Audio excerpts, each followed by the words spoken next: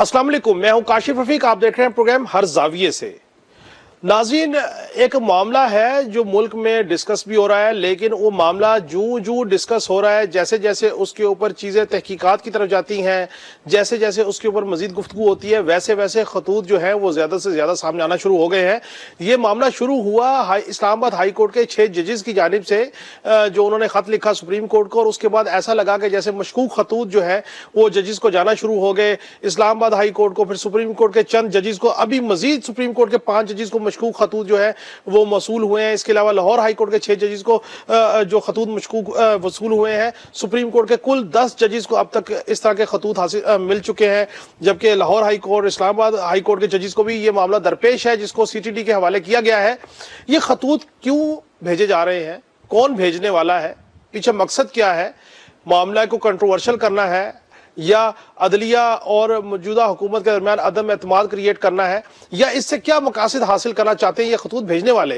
ये बड़ी अजीब मामला है कि इस तरह के एक्ट करने से फायदा किसको होगा, इस तरह के एक्ट कैसे रोके जा सकते हैं और इस तरह के एक्ट क्यों किए जा रहे हैं। कोई ना कोई माइंडसेट, कोई ना कोई एलिमेंट ऐसा है जो ये मामला चला रहा है और ये मामला कर रहा है। शायद उसकी वजह ये भी है कि पहले इस मामले को तहकीकात करने के लिए कमीशन बनाने का मामला तय हुआ, कमीशन तश्कील दे दिया गया, लेकिन जस्टिस तसद्दुक जिलानी साहब की तरफ से माजत करने के बाद ये मामला जो है वो आज खुद नोटिस की शक्ल में सामने आया और इसके ऊपर सुप्रीम कोर्ट एक डेलिब्रेशन भी कर रहे हैं, समाअत चल रही है, लेकिन उसके बावजूद खतूत जो है वो मिलने का सिलसिला जारी है। मैं ये समझता हूँ कि इस मामले को, जैसे कि वज़ीर आज़म खुद कह चुके हैं कि उसको सीरियसली ले रहे हैं, इस पे तहकीकात होनी चाहिए, दूध का दूध पानी का पानी आना चाहिए और इस पे कम से कम सियासत नहीं होनी चाहिए।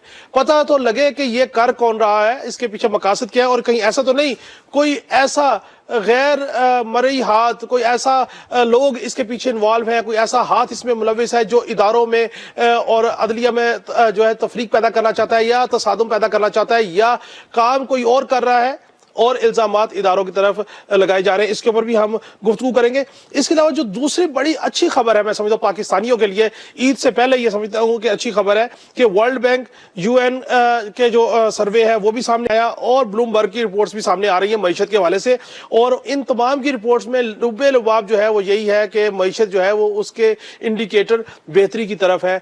यहाँ तक कि ये कहा जा रहा है कि जो वज़ीर आज़म मौजूद है, बराजुमान है, ये रिफॉर्म्स दोस्त वज़ीर आज़म है और ये रिफॉर्म्स करेंगे। और ये रिपोर्ट्स भी सामने आई जो यूएन का सर्वे है उसके मुताबिक, यूएन का इकोनॉमिक सर्वे के मुताबिक, कि 2018 में जो मईशत की बेहतरी के लिए इक़दाम उठाए गए, आईएमएफ से मुआहिदा किया गया, मुआहिदा जो है कंक्लूड हुआ, उसके बाद आईएमएफ के साथ मजीद जो मुआहिदा होने जा रहा है, ये तमाम इक़दाम जो है ये इस तरफ इंडिकेटर है कि जो पाकिस्तान की मईशत ज़बू हाली का शिकार थी वो बेहतरी की तरफ गामजन है।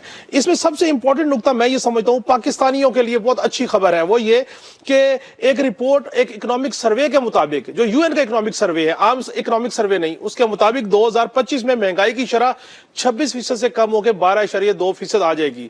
अगर 2025 में महंगाई जो है वो 50% नीचे आ जाती है, 50% बहरहाल ज्यादा नीचे आ जाती है, तो मैं समझता हूँ ये पाकिस्तानी अवाम के लिए एक बहुत बड़ा रिलीफ होगा और मौजूदा हुकूमत के लिए एक बहुत बड़ा ऑप्शन होगा कि उन्होंने पाकिस्तान की अवाम को बेहतरी की तरफ लेके गए। इसके अलावा जो तजावीज है कि जो ज्यादा शरह सूद पे उठाए गए कर्जा जाता है उनको वापस करना चाहिए पहली प्रायोरिटी में, ताकि आपका सूद का जो एलिमेंट है वो कम हो, ये एक अच्छी तजवीज़ है। और इसके अलावा आवाम के लिए तालीम, सेहत और समाजी बेहतरी के वसाइल जो है उस पर खर्च करना चाहिए ताकि लोगों की जो जिंदगी है वो बेहतर आए।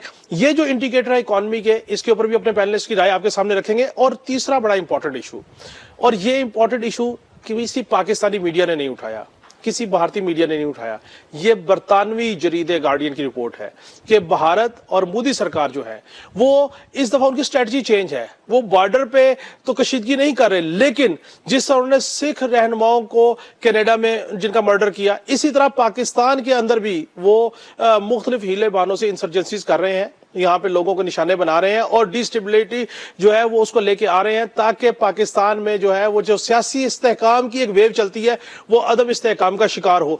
मोदी सरकार ये इस तरह के हथकंडे क्यों इख्तियार कर रहा है? मैं तो इस बात पे कन्विंस हूं पहले दिन से कि जिस वक्त इंडिया में इलेक्शन होता है, मोदी सरकार ने इलेक्शन जीतना होता है, वो पाकिस्तान के खिलाफ फॉल्स ऑपरेशन करता है और उसका इल्जाम पाकिस्तान पे लगता है और उससे वो मोमेंटम क्रिएट होता है भारत में पाकिस्तान के खिलाफ, और वो इंतहा पसंद हिंदू जो है वो मोदी को ज्यादा से ज्यादा वोट देके کے کامیاب کرواتے ہیں.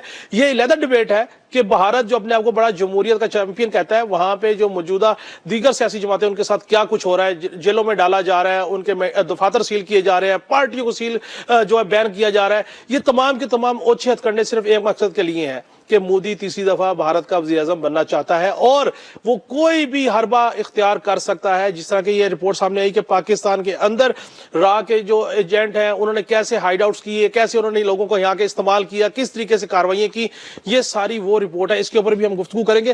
ناظرین گفتگو کا باقاعدہ آغاز کریں گے ایک بریک کے بعد. ہمارے ساتھ رہیے. ویلکم بیک ناظرین گفتگو شروع کرنے سے پہلے آپ کو اپنے مہمانوں سے تعارف کرواتا چلوں.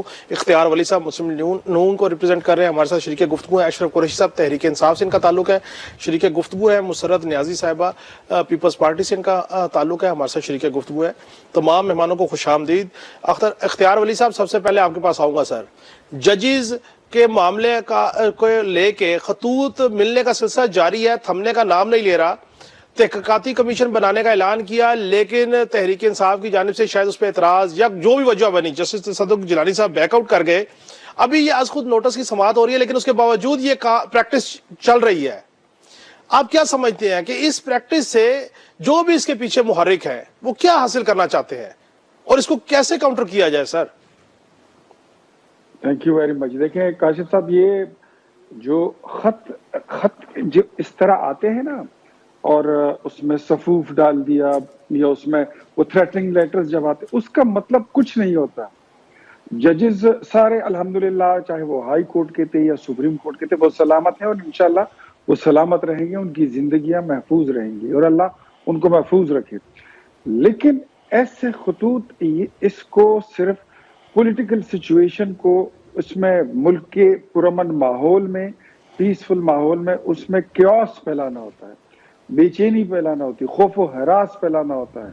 تو یہ یقیناً یہ اگر کوئی پاکستان کے اندر کوئی پولیٹیکل پارٹی کر رہی ہے یا پاکستان کے باہر سے بیٹھ کر اگر کوئی یہ سازش کر رہا ہے، سپانسرڈ ہے، پلانٹڈ ہے، اسٹیجڈ ہے، تو وٹ ایور جو بھی ہے، لیکن یہ پاکستان کے دشمن ہے، یہ پاکستان کے کوئی وہ نہیں ہے، کوئی دوست نہیں ہو سکتے. اور بالآخر انہوں نے پکڑے جانا ہے. یہ اگر چھپے ہوئے جتنے کیسز تھے ماضی میں، آپ نے دیکھا کہ کچھ بھی ہوا ہو، وہ بات نکل کے آ جاتی ہے کہ کس نے کیا تھا، کیوں کیا تھا، اس کے پیچھے مقاصد کیا تھے.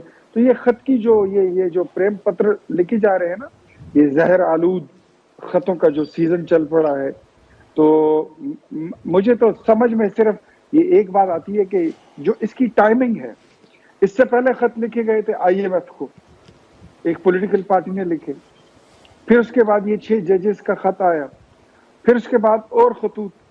یہ سارے، اس کی جو ٹائمنگ ہے وہ ایک ہے، اس کا مقصد جو ہے وہ ایک ہے، پاکستان کی عدلیہ کو، اس کو پوری دنیا میں ان کا جو وقار ہے اس کو مجروح کرنا، پاکستان کی حکومت کو، ملک کے وزیر اعظم کو، اور یہاں کے جو ملک کا اپنا ایک سوورینٹی ہے، جو ایک وقار ہے، اس کو مجروح کرنا. ان سے یہی ہو رہا ہے. جو چاہے وہ خط آئی ایم ایف کے پاس گیا تھا، یا یہ خط لکھے گئے ہیں، یا پھر جب اس کے بعد یہ اور خط آ رہے ہیں، تو یہ ان سب کا مقصد ایک ہی ہے، وہ پاکستان کو نقصان پہنچانا اور ملک میں عدم استحکام پیدا کرنا. تو انشاءاللہ یہ انویسٹیگیشن ہو جائے گی اور یہ معاملات جلد از جلد جو ہے یہ بے نقاب بھی ہو جائیں گے، اور جو اس کے پیچھے چھپے کردار ہوں گے انشاءاللہ ان کو بھی قوم کے سامنے لا کے کھڑا کریں گے. جی ٹھیک. مسرت نیازی صاحبہ فرمائیے گا، یہ جب سے حکومت آئی ہے خطوط کا ہی سلسلہ ہم دیکھ رہے ہیں. جیسے اختیار ولی صاحب نے کہا، یا آئی ایم ایف کو خط ہو، سپریم کورٹ کے ججز کو خط ہو، لاہور ہائی کورٹ یا اسلام آباد ہائی کورٹ کے ججز کو خط ہو، یہ خطوط کا معاملہ ہے کیا؟ اور اس پہ ایک تحقیقات تو بہرحال ہوں گی، وزیر اعظم صاحب نے کہا، اور ہونی چاہیے، کہ کون سے ایسے کردار ہیں جو اس پہ مزید تناؤ پیدا کرنا چاہتے ہیں، کیا حاصل کرنا چاہتے ہیں. آپ کا ویو پوائنٹ کیا ہے اس پہ؟ بسم اللہ الرحمن الرحیم. دیکھیں کاشف بھائی، میں نے آپ کے پچھلے پروگرام میں بھی کہا تھا کہ آئی ایم ایف کو جو خط لکھا ایک پی ٹی آئی نے، اور میں نے پہلے بھی کہا کہ وہ ان کی سنگین ترین غلطیوں میں سے ایک غلطی تھی. میں بغیر تحقیق کے کسی بھی پولیٹیکل پارٹی کے ساتھ یہ جو ہے نا نتھی نہیں کرتی ہوں کہ جو ججز کے واقعات ہیں، لیکن میں اس کو بہت ہی سمجھتی ہوں کہ غلط وے میں لیا جا رہا ہے. کہ دیکھیں، ہمارے پاس ایک انصاف ہی اگر نہیں ہوگا اور ہمیں انصاف دینے والے بھی اگر محفوظ نہیں ہیں اور انہیں بھی تھریڈز اگر آئیں تو ایک افسوسناک بھی، اور میں سمجھتی ہوں اس کو شرمناک کہہ دیا جائے تو وہ بھی غلط نہ ہوگا۔ اس پر اعلیٰ سطح پر جو ہے نا میں کہتی ہوں کہ تحقیقات ہونی چاہیے۔ جو بھی شخص یا جو بھی پولیٹیکل پارٹی ہے یا کوئی ادارہ ہے یا کوئی بھی ہے یا ہمارا کوئی دشمن ہے، تو میں سمجھتی ہوں ان کو اس کٹہرے میں لا کے کھڑا کیا جائے، اور میری ذاتی رائے یہ ہے کہ نہ صرف انہیں سخت سے سخت سزا دی جائے، میں تو سمجھتی ہوں انہیں پھانسی کے پھندے بھی لٹکایا جائے تاکہ انہیں یہ سبق حاصل ہو کہ آپ پاکستان کے ساتھ کب تک کھلواڑ کریں گے۔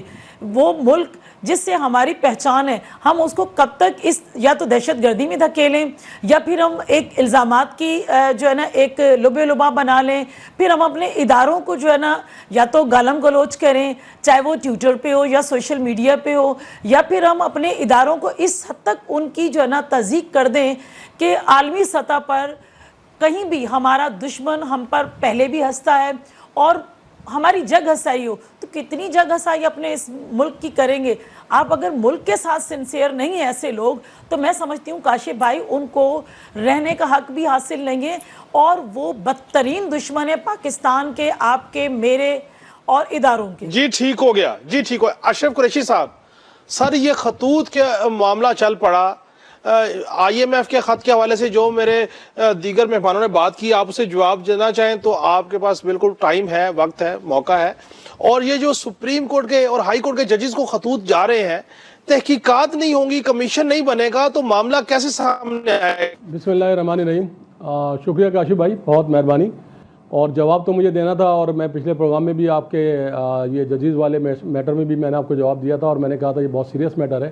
اور اب بھی جو ہے جو آئی ایم ایف کے حوالے سے جو بات آپ کر رہے ہیں، بار بار اس پروگرام میں بھی ہوئی، اور ہر دفعہ جو ہے نا یہ سیاسی دونوں پارٹیاں ہمیشہ جو ہے وہ فوکس کرتی ہیں آئی ایم ایف کے حوالے سے کہ یہ لیٹر لکھا، اور یہ اس بات کو بتانا بھول جاتے ہیں کہ اس سے پہلے جب الیکشن سے پہلے آئی ایم ایف کا وفد عمران خان صاحب سے آ کے ملا تھا، اس نے کیا یقین دہانی کرائی تھی عمران خان صاحب کو، اور انہوں نے فیئر الیکشن کرانے کی بات کی تھی۔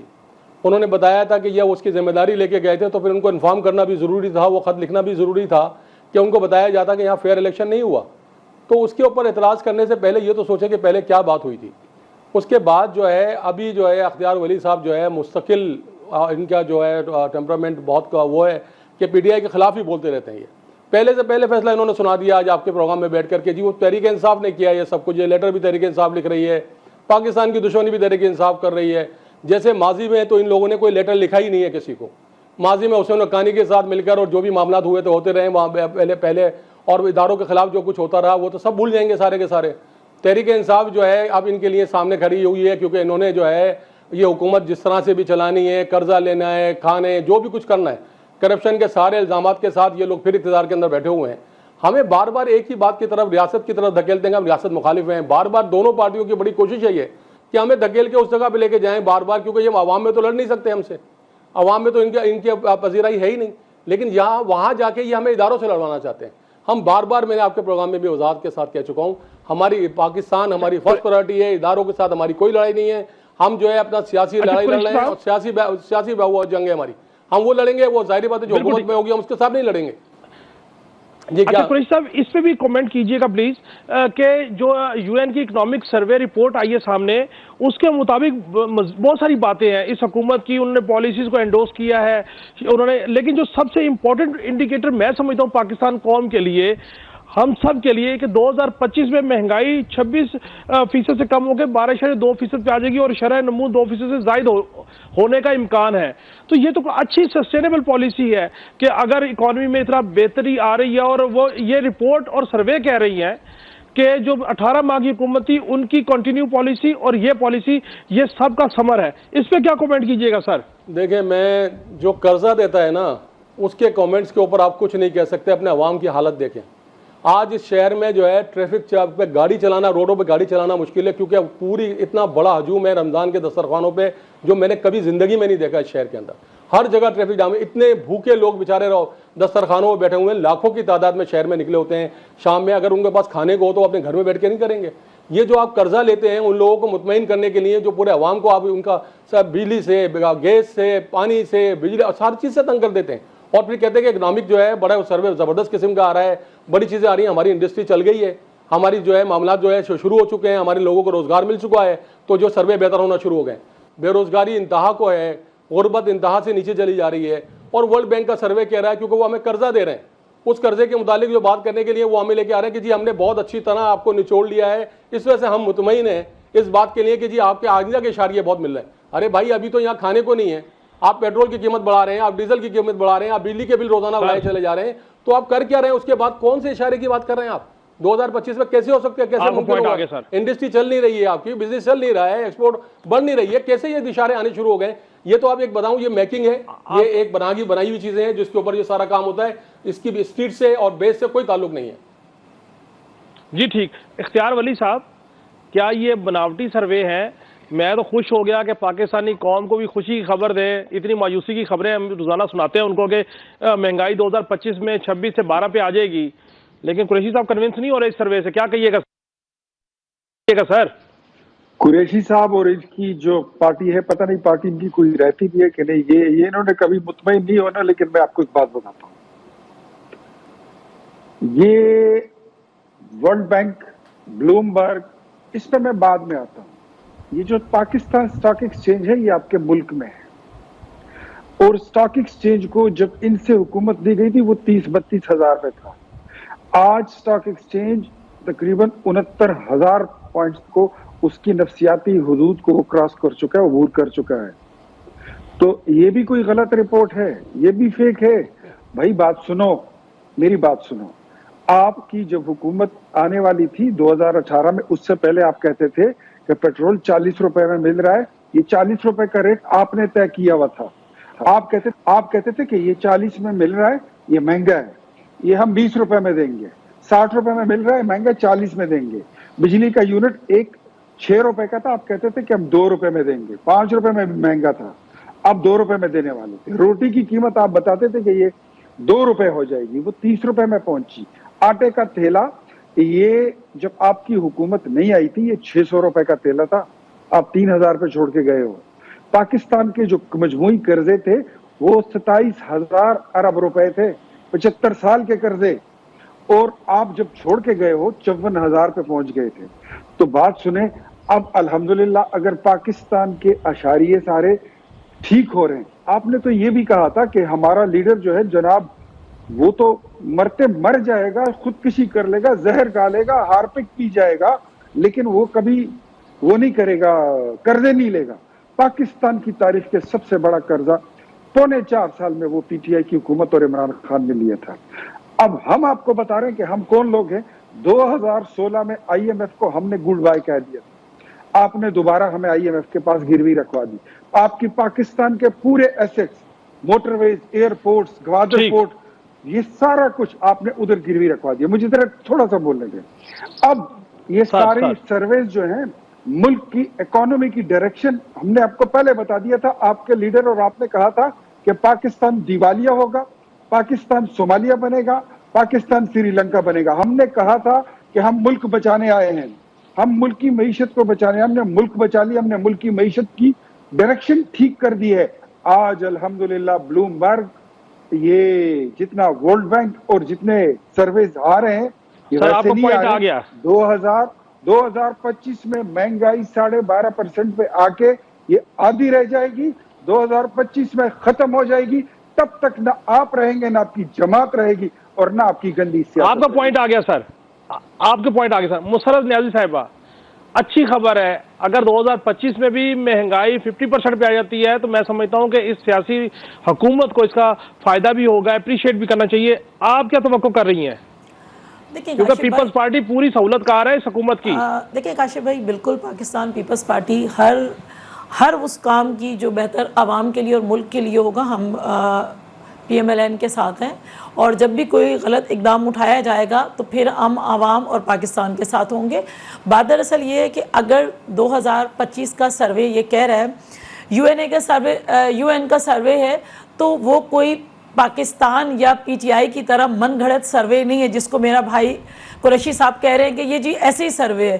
تو اگر وہ پازیٹیو سائن دے رہا ہے تو میں سمجھتی ہوں کہ ہمیں اور اچھے کی امید رکھنی چاہیے, کہ جس سے عوام اور پاکستان کو اگر فائدہ ملتا ہے, پاکستان کی عوام کو فائدہ ملتا ہے, تو بہت زیادہ اچھی بات ہے. جس طرح میرا بھائی کہہ رہا ہے کہ جی جگہ جگہ پہ جو ہے نا لوگوں نے دسترخوان لگائے ہوئے, تو میرا بھائی بھول گیا ہے, تو یہ تو قومی سطح پہ آپ نے تو عوام کو, اس وقت آپ کو نہیں لگا کہ عوام بھکاری بنی ہوئی ہے, آپ نے باقاعدہ ٹینٹ لگا کے لوگوں کو رہنا شروع کروا دیا اور دسترخوان لگانا شروع کر دیے, جو گورنمنٹ نے نہیں لگائے تھے وہ کون لگا رہا تھا یہ سب کو پتہ ہے. تو یہ چیزیں آپ کاؤنٹ نہ کریں. میں سمجھتی ہوں چاہے پولیٹیکل, ہمارے ذاتیاتی کوئی بھی دشمنی نہیں ہے, کوئی ایسی روش نہیں ہے.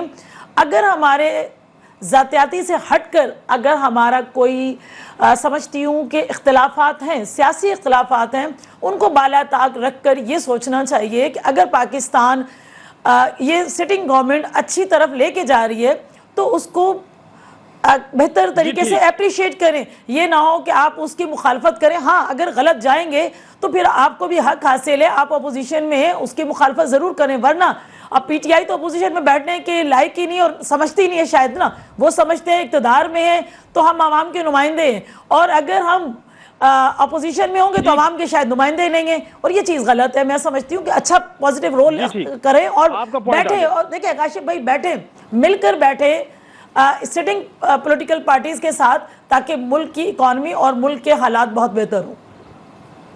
جی بالکل ٹھیک. ناظرین گفتگو کا سلسلہ جاری ہے, ہمارے ساتھ رہے, ملتے ہیں بریک کے بعد. ٹارگیٹڈ آپریشن کرتا ہے را مودی کے کہنے پہ, اور یہ بھی سامنے آیا کہ را جو ہے وہ ڈائریکٹلی مودی ان کو ایک قسم کی آپریٹ کر رہے ہیں. سر کیا کہیے گا اس پہ؟ ہاں جی آپ صحیح کہہ رہے ہیں. دیکھیں کہ انڈیا کی ایک بڑی ہسٹری ہے. جب دیکھیں ان کا فالس فلیگ آپریشن ہے, ڈراماٹائز یا سو کال سرجیکل اسٹرائکس کی بات کرتے ہیں, کراس بارڈر ٹیررزم پاکستان میں وہ کروا رہے ہیں, 5th جنریشن وارفیئر ہمارے خلاف کر رہے ہیں. اس کے علاوہ دیکھیں کہ ان کو اسپیناج میں وہ انوالو ہیں, ہم نے قطر میں دیکھا, پھر EU لیب نے ان کو ایکسپوز کیا, اسٹینفورڈ انٹرنیٹ آبزرویٹری نے ان کو ایکسپوز کیا, واشنگٹن پوسٹ نے ان کو ایکسپوز کیا کہ یہ کیا کچھ کر رہے ہیں.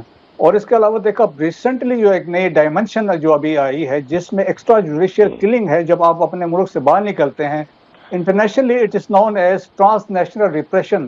جب اپوننٹس کو دوسرے ممالک میں جا کے ڈھونڈ کے ان کو ایگزیکیوٹ کرتے ہیں, that is known as transnational repression. اب انڈیا اس میں بھی شروع ہو گیا اور اس میں بڑی ماسٹری اس نے ایکوائر کی ہے.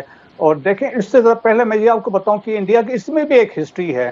اس سے پہلے کہ 1962 میں انہوں نے ایک آرگنائزیشن بنائی تھی اسٹیبلشمنٹ 22 کے نام سے, اور اس میں انہوں نے تبت کے ریفیوجیز کو اس میں ڈالا تھا, اور ان کو بیسیکلی یوز کر, گورکھے بھی تھے اور چائنا کے اگینسٹ اس کو یوز کر رہے تھے تاکہ وہاں پہ سیبوٹاج اور ڈسٹرکشن یہ کریں. یہ فورس جو ہے ابھی بھی انٹیکٹ ہے, ابھی اس کو اسپیشل فرنٹیئر فورس کہتے ہیں. سیکنڈ 2010 میں انہوں نے ٹیکنیکل سپورٹ ڈویژن ایک آرگنائزیشن بنائی جو جنرل VK سنگھ جب آرمی چیف تھے اس وقت ان کا کام تھا LOC کے کراس میں ڈسٹرکشن کرنا, کوئی حملے وغیرہ کر کے مارنا, اور بلوچستان کے اندر ان کی انوالومنٹ تھی. اب دیکھیں جو ریسنٹ جو ہوا ہے کہ ہم نے دیکھا کہ بارڈر سے باہر نکلے ہیں, نیجر کو جب اسیسینیٹ کیا کینیڈا میں, وہاں پہ جسٹن ٹروڈو نے ایک سٹینڈ لیا, 5 آئیز نے انفارمیشن دی. تو کینیڈا کے اندر 3 اور سکھ ویسے مارے گئے ہیں, اور ایک اوتار سنگھ تھانڈا تھا وہ مارا گیا یونائٹڈ کنگڈم میں. اور اس کے علاوہ پنو کا جو پلاٹ تھا that was filed by FBI جس میں ایک سٹنگ آپریشن ہوا, اور اس میں اسٹیبلش ہوا کہ نکھل گپتا جو پکڑا گیا اس نے سارا وہ جو ہے راز کھول دیا کہ اس میں کیا تھا, اس میں را اس میں انوالو تھی. جب ہم پاکستان کی بات کرتے ہیں, پاکستان کے اندر دیکھیں کہ جو سکھوں کی اسیسینیشن ہوئی, چاہے لاہور میں پرمجیت سنگھ پنجور تھا اس میں بھی یہ را انوالو تھی جو ہائر اسیسن کو ہائر کرتے تھے, اور سیکنڈلی پشاور میں جو مسٹیریس سرکمسٹانسز میں سکھوں کی اسیسینیشن ہوئی, کوئٹہ میں سکھ مارا گیا, ملتان میں سکھ مارا گیا. اور اس کے علاوہ جو کشمیریز تھے, ہمارے فارن سیکرٹری قاضی صاحب نے جنوری دس ایئر انہوں نے ایک irrefutable ایویڈنس دیا تھا جب 2 کیسز کی بات کی, ایک شاہد لطیف اور ایک ریاض کی بات کی, کشمیری جو اسیسینیٹ ہوئے تھے جس میں انڈین انوالومنٹ تھی, مکیش کمار اور یوگیش کمار. اور اب تو ابھی اسٹیبلش ہے, گارڈین نے لکھ دیا 20 کے قریب لوگ ہیں. اور یہ انڈیا دیکھیں دے آر ایکسپورٹنگ ٹیررزم. اور دیکھیں جس طرح آپ نے بات کی ہائیسٹ لیول پہ ڈیسیژن لیا جاتا ہے, سو مودی اور اجیت دوول اس میں انوالو ہیں. اور دیکھیں کہ انڈیا میں Modi has become a dictator, ایک کلٹ فگر وہاں پہ بن گیا ہے, اور مسلمانوں کے لیے وہاں بھی کوئی جگہ نہیں ہے. सेकुलर इंडिया तो नाम का था। अच्छा ब्रिगेडियर साहब, राष्ट्र है। अच्छा ब्रिगेडियर साहब, मुझे तो ये परेशानी लाहक हो गई जिस तरीके से ये स्लीपर सेल्स इस्तेमाल करके मर्डर करवाते हैं, कनाडा हो या पाकिस्तान हो, जिस तरह से हमारे यहाँ सियासी अदम इस्तेहकाम है, खुदा न खास्ता कोई ऐसा मामला बन जाए कि इंडिया उस टारगेट को हिट करवाए और यहाँ पे एक लासानी बुनियादों पे, फिरका वाराना बुनियादों पे या सियासी बुनियादों पे अदम इस्तेहकाम आ सकता है। तो हमें जो हमारी सियासी क़यादत है, इसको क्या ऐसे इक़दामात लेने चाहिए कि जिससे हम उसको काउंटर कर सकें? जी आपकी बात एक सही है। देखिए ये फिर जो सेक्टेरियन तो ऑलरेडी ये इन्वॉल्व है। कराची में जितने उलमा की किलिंग्स हुई उसमें भी ये लोग शामिल थे ताकि वहाँ पे सेक्टेरियन रिफ्ट क्रिएट किया जाए। जहाँ तक गवर्नमेंट ऑफ पाकिस्तान की बात है, देखिए हम 5 डोजेस जमा करा चुके हैं। पहले हमने 2009 में जमा कराया था और लास्ट हमने 2022 में जमा करवाया था विथ इररिफ्यूटेबल एविडेंस की Indian involvement terrorism in Pakistan using Afghanistan soil. हमारे पास मौका है। देखें 5 आइज ने ऑलरेडी एक डेटा इकट्ठा किया है जिसमें इंडियन इन्वॉल्वमेंट उनके पास है, हमारे पास भी एविडेंस आ चुका है। तो एक तो हम ये डेटा शेयर करें उनके साथ, और सेकेंडली हम यूनाइटेड नेशन को साथ भी हमें डोजियर को एक फ्रेश डोजियर जमा कराना चाहिए। और एट द सेम टाइम हमें legally international court of justice में जाएं ताकि रॉ के ऊपर सैंक्शंस लगे, क्योंकि इनके लोग इसमें इन्वॉल्व हैं। और हम डिमांड भी करें कि जो लोग थे, अगर मिसाल के तौर पर मुकेश कुमार थे, योगेश कुमार थे, ये इन्वॉल्व थे, बेसिकली दे वो प्लानर थे, वहाँ पे हैंडलर थे, तो ये हमें हैंड ओवर किया जाए ताकि एक पाकिस्तान के कानून के मुताबिक उनके हो। बड़े हाल में पाकिस्तान को स्ट्रिक्टली हमें इसको फॉलो करना चाहिए और इंडिया को हमें मतलब उसमें कोई लूज बॉल हमें नहीं करानी। हमने उनको they should be taken to task. जी ठीक बिल्कुल। जैसे ब्रिगेडियर साहब ने कहा, नाज़रीन, हमें इसके ऊपर सॉलिड स्टेप लेने की जरूरत है, सियासी महाज पे भी और लीगल बैटल भी लड़नी चाहिए। और राह को पाबंदी राह पर लगवाने के लिए हमें इंटरनेशनल कोर्ट ऑफ जस्टिस में भी जाना चाहिए, हमें सफारती ज़राए भी इस्तेमाल करने चाहिए। क्योंकि अगर भारत सिख रहनुमाओं को मरवा सकता है तो वो पाकिस्तान में भी सेंसिटिव टारगेट्स को हिट कर सकता है ताकि सियासी अदम इस्तेहकाम जो है वो बड़े पाकिस्तान में। बहुत बहुत शुक्रिया ब्रिगेडियर मसूद अहमद खान साहब, आपने हमसे गुफ्तगू की। नाज़रीन, कल फिर मुलाकात होगी। अल्लाह हाफिज़।